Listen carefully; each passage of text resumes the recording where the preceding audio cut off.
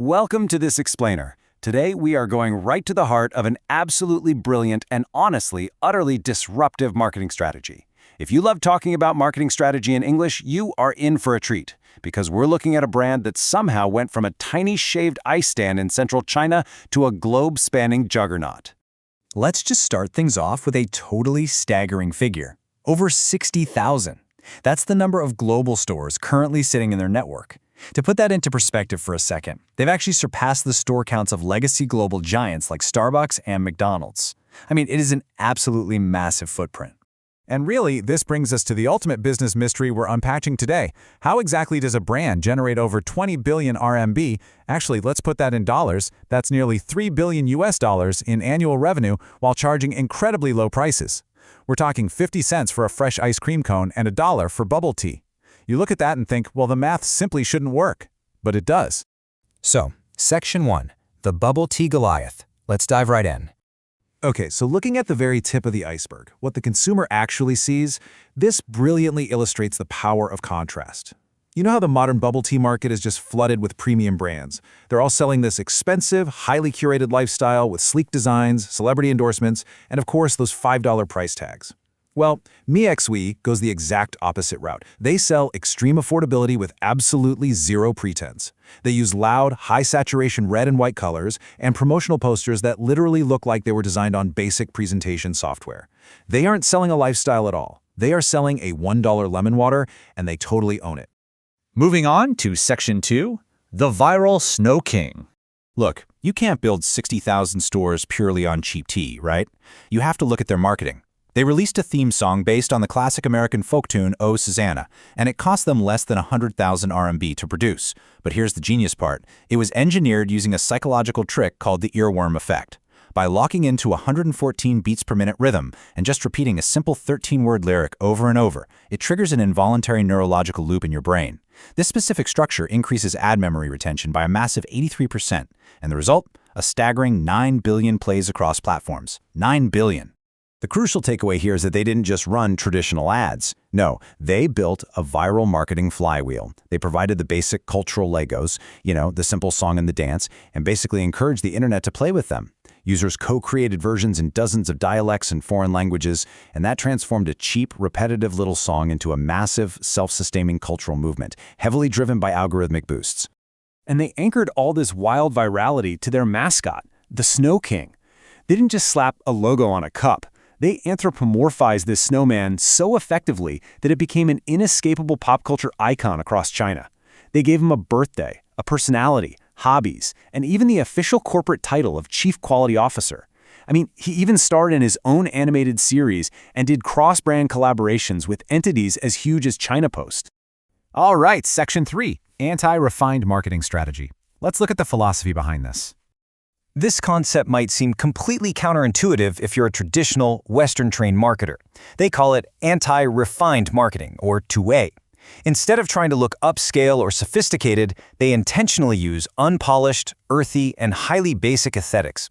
So those bright red and white PPT-style posters we talked about, they aren't a mistake. They are a deliberate strategy to violently grab your attention and clearly signal ultimate affordability to working-class consumers. It basically screams, hey, we're cheap and we are proud of it. And the hard data behind this strategy is just fascinating. This ugly or basic design approach actually results in a 220% higher 3-second visual retention rate compared to sleek, polished ads. Why? Because it completely disrupts that sea of minimalist, premium marketing we're all so used to seeing. People actually stop and look. This strategy targets the mass market perfectly, especially during tighter economic times. When drinking an expensive cup of bubble tea becomes this weird status symbol, choosing a cheap 4 RMB lemon water becomes a statement.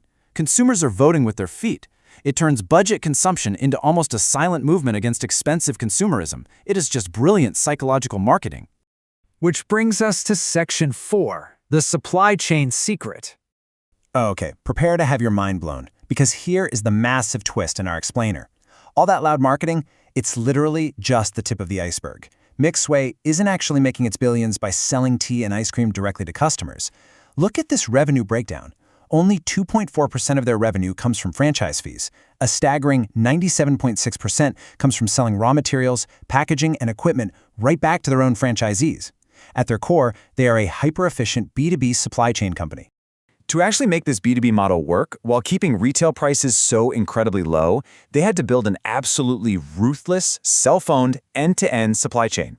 We're talking 5 major production bases, producing 100% of their core ingredients themselves.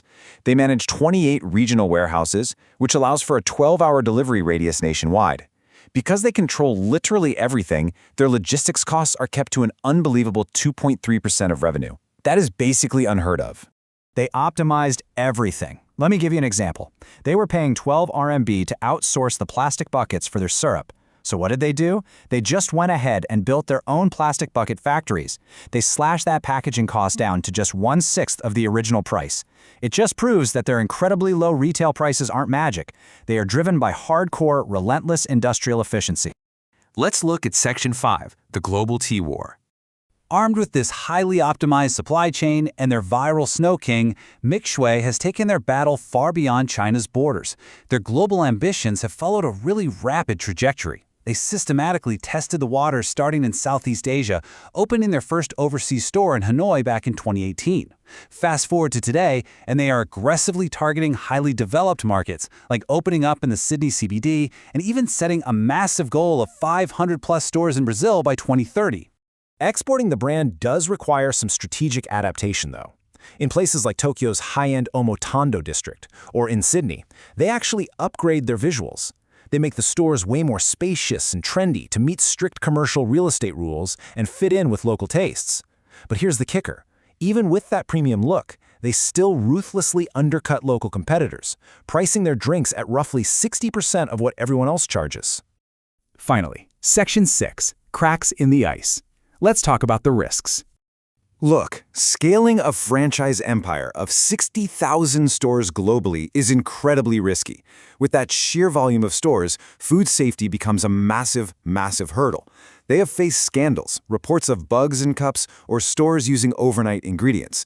Yet, remarkably, they've cultivated such wild brand loyalty based entirely on price that consumers literally rush to defend them online. As one consumer hilariously put it, "I forgive them because it's cheap. The economy is bad, I just hope Mixue survives." It's a level of consumer forgiveness that most premium brands could only dream of having.